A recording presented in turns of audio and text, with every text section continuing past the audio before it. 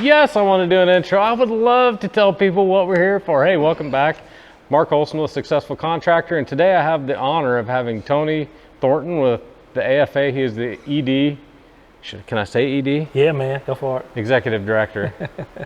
And I have Cannon Johnson of the Cannon and Dan Show, half of it, out of Tennessee with Jackson Fence. And we're going to talk about the 5 tips you need to know if you're going to start a contracting business. Cannon's been at this for about 5 years. I've been at this for about 30 years, going on almost 30 years now. And Tony Thornton's got me beat by a few years. So about 40 plus. So coming up, we'll give you the 5 tips you need to know if you're even considering starting a contracting business. Doesn't matter if it's fence or any type of contracting. This is business.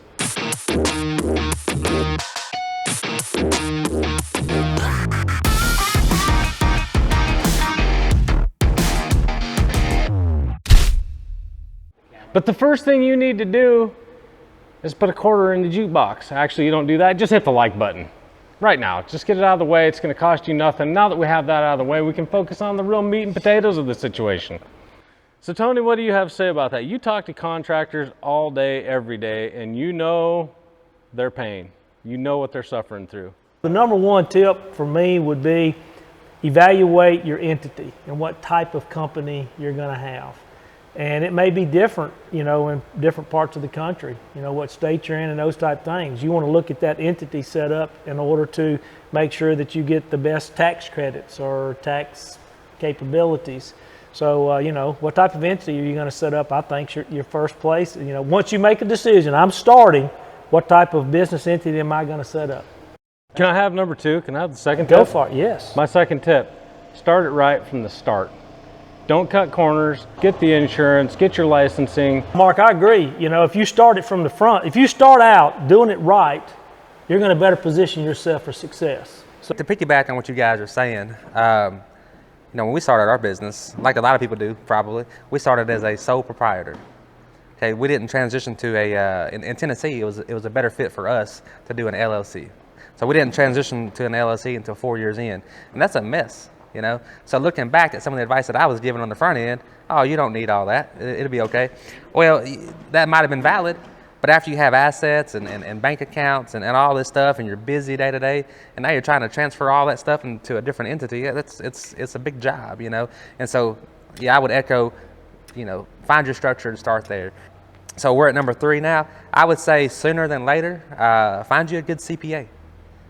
It's almost impossible. I would say it is impossible for the average Joe, the average contractor, tradesperson to navigate all the different rules and tax regulations and even get halfway correct. So find you a CPA.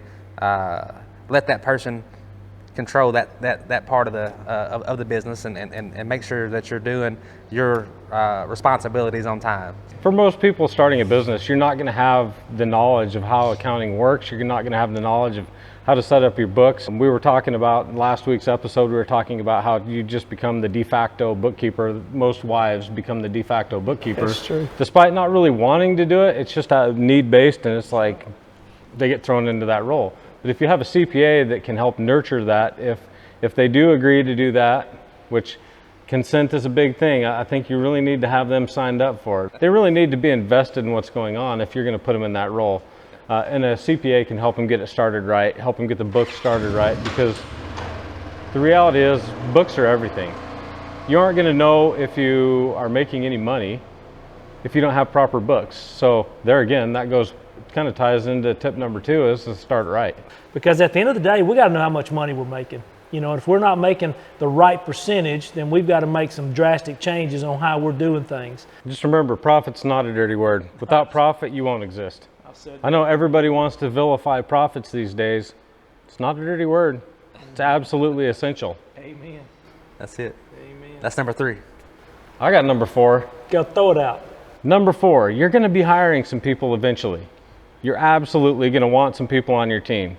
Set the culture early.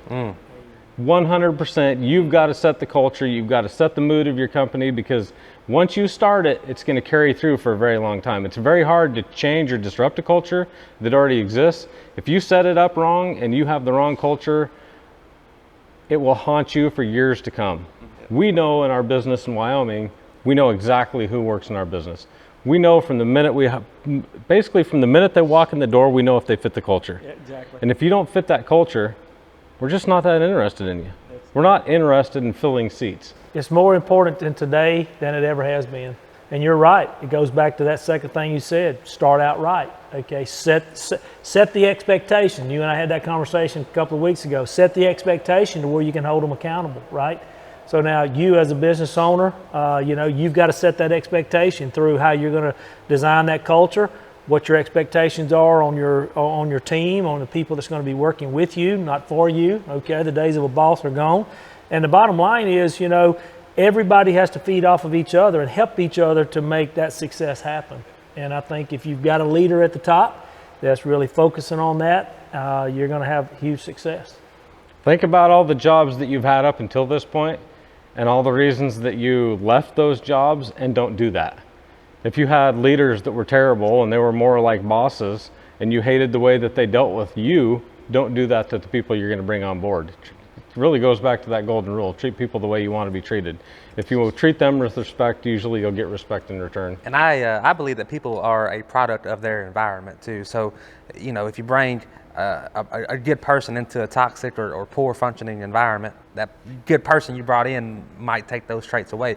If you bring an average or good person into a strong and positive and motivated environment, that's going to transfer over as well. That's my belief there. Number 5, it takes time, okay? Like, don't worry about having everything perfect today or tomorrow. Oh, dang, I like that one. It's not going to be perfect, I like that. And in fact, you're going to probably change it on a weekly basis years down the road, So I would say number 5 is this, and this might be a twofold, a 5A and a 5B. You ready for this? 5A, worry about doing the best job you can. Do a good job. And I would say focus on doing a good job first before you really start focusing on making money. Figure out your trade. If you're going into business, you have to do business right, So I would say focus on doing a good job. And then B, you can't do a good job if you don't have customers. So put your energy into making the phone ring. So make the phone ring and then follow up on that and do a good job. And I think you hit the nail on the head. Take time. We all look at the companies around us that have been in business for 30 years and we're like, I want that and I want it now.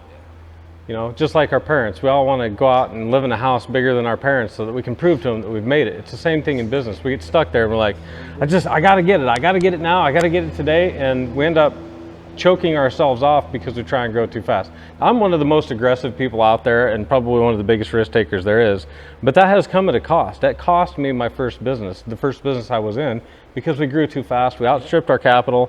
And that time thing, that's for real. Give it time, and it's better to grow slow and grow carefully and be very intentional about the things you're going to do rather than just going for those dollars. When we're building this operation in Florida, we're going to try and hit $3 million as best we can, but we're not going to do it at the expense of quality, our team, and the long-term health of the business. You got to be patient. I had 3 different businesses, worked for some very successful companies as well, but that was one thing that I was taught with one of my mentors was be patient.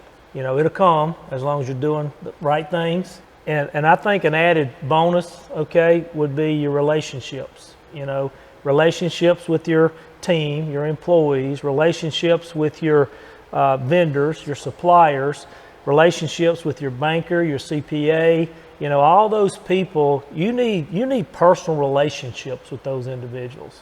Yeah, and you're going to be building relationships even with your vendors and stuff like that. There again, be the kind of person that you want to deal with. If you are a sucky customer, chances are that's going to flow through all of your business. I mean, treat your vendors respectfully, pay them on time, and that'll go a long ways in helping you build your business. Be the type of person that you want to deal with, whether it's with your team members or outside vendors, customers, whatever. Whatever you expect, give what you expect. I feel like, you got any more to add on that, Ken? 5's not enough. You got a bonus tip? I got one. I got one. Plenty. You know where we're at right now? We're at this amazing event in Worthington, Indiana, put on by Farm Fence Solutions called the Fall Fence Forum. It's an event annually that goes on here in Worthington, Indiana, where fencers get together. Should I check it? So we get together every year and we come out here to Worthington, Indiana to hone our craft. Get involved with your group.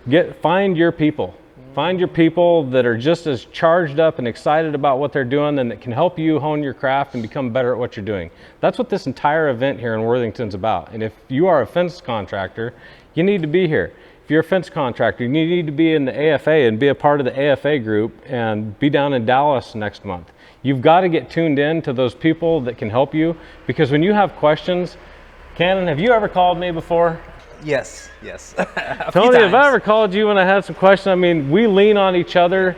None of us has all the answers, but you know the right people to talk to when you're tuned into a group of like-minded individuals. You might talk to one guy for one thing and another guy, and if you're not tuned into a group like that, you don't know where to turn. Get involved with an association and people that are in your trade, whatever that trade is. I guarantee you there's a professional trade organization for every trade. Get plugged in, and you'll know everything that's going on, and it'll help you hone your craft and become more successful at the trade that you've taken on. That's it. I think that's huge. I can't.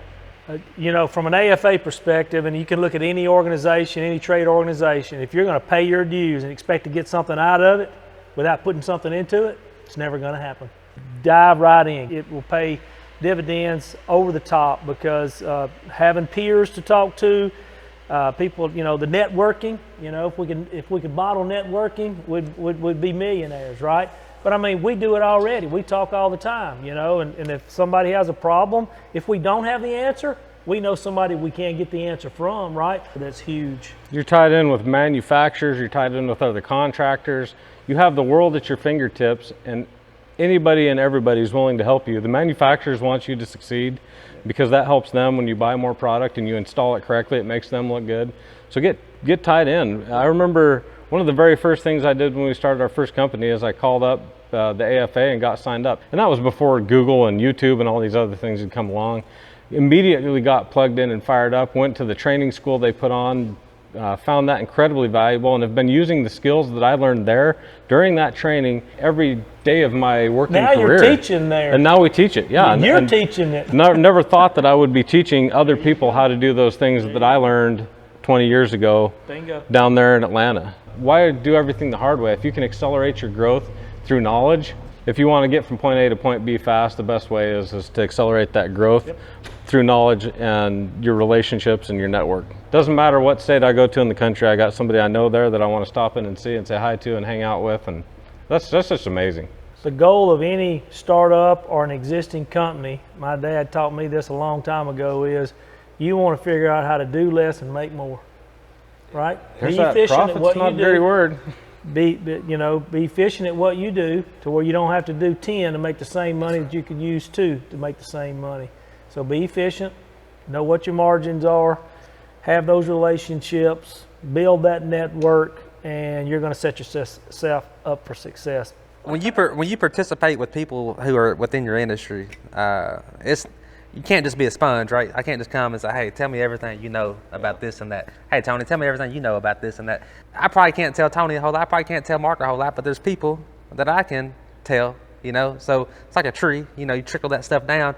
But even more than that, it's a lot of fun. Like, I've been doing this 40 plus years. I mean, I hadn't been in the contracting side of it for many years now, but I learn something every time I do a training seminar from somebody there that may have a new tip, a new efficiency way of doing it, or maybe just something that just like, wow, I'd never thought about that, and I've been doing it all this time, right?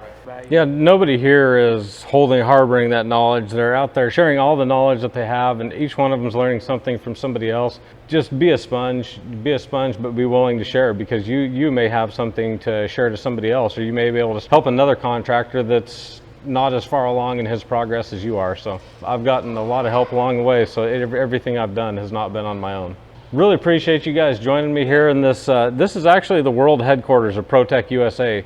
They build specialized driving equipment here. Luke Gibson with Farm Fence Solutions also owns ProTech USA. They build these really cool drivers, and that's what's going on in the background here is very specialty post-driving equipment. So if you have any interest in that, we'll drop a link down below in the video. Check that stuff out. It's incredibly amazing. Yeah, these drivers are just awesome. Yep. Thanks a lot for joining me, Tony and Cannon. I've enjoyed it. Always, thanks for always a letting us pleasure getting to talk with you. I love it. Yeah, awesome. Yep, good stuff. All right. Thanks, Mark. Until next time, you have a good dang day.